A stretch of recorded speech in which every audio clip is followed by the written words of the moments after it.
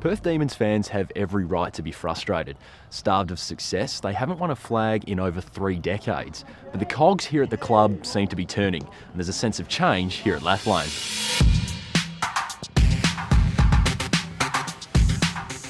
Culture is the buzzword around a lot of football clubs at the moment. How do you create it? How do you maintain it? And what effect does it have on a team come game day? Yeah, we believe it's based around our core values that are set by our leaders at our footy club. They've been in place now for 3 seasons. They were put in place when I first took over the role, and we've slowly got better at it over the last 3 years. But this year I think we've actually gone the full circle and actually really adhered to those values and live our lives by them, and the behaviours that we see of our players are a mile ahead of what we've seen in the past. McMahon and his men need not be reminded about the club's mediocre past. A tough team to support. In years gone by, the Demons have lured big-name talent but have failed to yield any sort of success. The club's last flag was in 1977, while its last finals appearance came back in 1997. In the past 3 years, the Demons have finished 8th, 6th and took home the wooden spoon in 2010. Perth Footy Club in the past used to be a bit of a, how could I say, a little more lenient towards higher statured players, getting away with things that they really shouldn't be, and they've been too lenient. So this year, everyone knows exactly what's expected of them. If they don't want to dish that up, then I don't have to be here. And a Subiaco free kick at half-back. He's played on. They've spent the majority of this season inside the top 4 and have already notched up 7 wins to surpass last year's total. Damien McMahon has his head in his hands. I'm not too sure why. He's had a fantastic final quarter, and Perth take the points. We just go out and try hardest each game and hopefully get the win.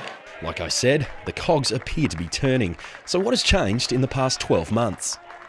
See 30 new players running around. We've had a turnover of early on the season. I think it was about 25, but it's changed by another 5 since now. So yeah, a lot of new players running around, and players with some really good attitudes, training really hard and attending all our sessions. So that's probably our biggest change, and no doubt a real cultural shift within the group.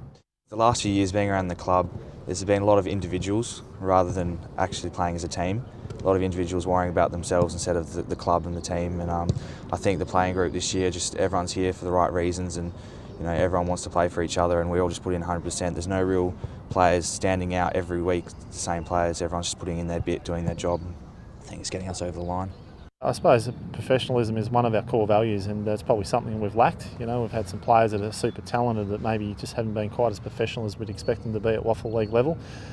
Discipline's another one, and unfortunately we've seen too many players being undisciplined in the past, and that's been a huge I suppose move in the right direction this year. So I suppose just to tick a couple of those has been really important for us, and then just the overall group's been probably less selfless, or more selfless I suppose you'd say, and less selfish than what we might have seen some individuals in the past. So yeah, it's made a huge difference to how we operate on a day-to-day basis of a footy club. And the coach doesn't shy away from his responsibilities, recently dropping one of his star performers for breaking team rules. Well, for me, it's always tough. You don't want to drop any of your good players. We're talking about Brendan Stack here, and obviously Brendan's had an outstanding season so far. He's up until the weekend, he was top 2 in the goal kicking. I think he's still in the top 3. So to tell him he wasn't playing was super disappointing, but for him to put himself in that position was also disappointing. So never easy. Obviously you want to pick your best 22 every week, and sometimes players don't allow you to do that. Judgy, that does point a finger at all players in the lineup that they have got to toe the line.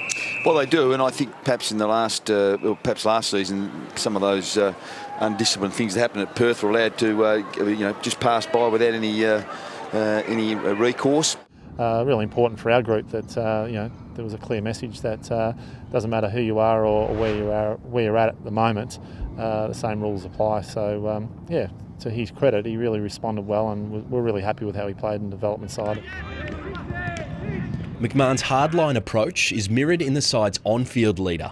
Paul Bevan was a part of the Sydney Swans 2005 Premiership side, 42, Paul Bevan, which was famous for its tight-knit Bloods culture. And since joining Perth at the beginning of last season, the 28-year-old has tried to instill some of those trademarks that made the Swans successful. Yeah, it's probably stuff you probably don't see. It's just little things, preparing for games, making sure your pre-game routine's all good, You know, your chases, your tackles, and your 1%er stuff, which probably doesn't get, as I said, noticed, but internally we really reward those sort of efforts, especially for players that you know might be having a bit of an ordinary day. The best way to get into a game is a chase down tackle or something like that, which we're trying to encourage young guys. Don't get disheartened if you're not having 30 plus touches. We don't rely on that. We don't have players that get that each week, so it's just about getting those little things right. Is that something that was drummed into you during your time at the Swans? Yeah, definitely. My role at the Swans was a bit of a shutdown player on the quicker forward, so yeah, I just had to do everything I could to counter that, and yeah, I had to rely on those little things to get to beat my opponent. Yeah, he's just very professional. You know, he never does anything wrong. He's always at training, always doing his gym work.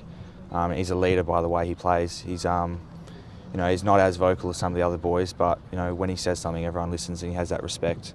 And not only does that off the field, but on the field he's performing as well, which gets a lot more respect. McMahon believes the key to any future success is building a strong playing list. Perth's depth has been on show all year in the reserves competition, in which the Demons have dominated, sitting first with 13 wins. It's probably telling us we're getting the development side of things right. Clearly some players playing in that side at the moment could easily come in and play WAFL League footy, and unfortunately some of them are being starved of that opportunity simply because our league side's been playing some pretty good footy. So a number of players knocking on the door, and yeah, it probably says we're getting that side of things right at the moment, and really pleased about the brand of footy they're playing. It's the closest brand I've seen them play to what we're doing at league level in my 3 years, and that's been something we've been trying to I suppose chip away at for 3 seasons now. Yeah, it's saying we're heading in the right direction at least. You know, we've got probably most of those players can easily step up and do a role in our team, which is great. Probably didn't have that so much last year, but yeah, we've been pretty fortunate with injuries this year. But when there was an instance where there's 3 or 4 changes, you know, they've easily performed when we've had to pull guys up from the reserves. And one youngster with a big future is big Chad Sandilands, who, at 204 centimetres, is only 7 centimetres shorter than his older brother Aaron. Yeah, Sandy's tracking along really well. He's played every game so far as a young player coming out of a Colts program. Although he come from another club, you know, only being at the club now for a bit over a year. I think he joined us about this time last year, just before June 30. So yeah, he's making some really good progress, and you know, he's obviously a development player for us that we know will take some time, but yeah, we're really happy with how he's progressing, and we're seeing him improve week by week. He's one of those players that's really developing nicely. He's only 19, pretty raw, but yeah, he really works hard at training. I can see him playing a senior game pretty soon.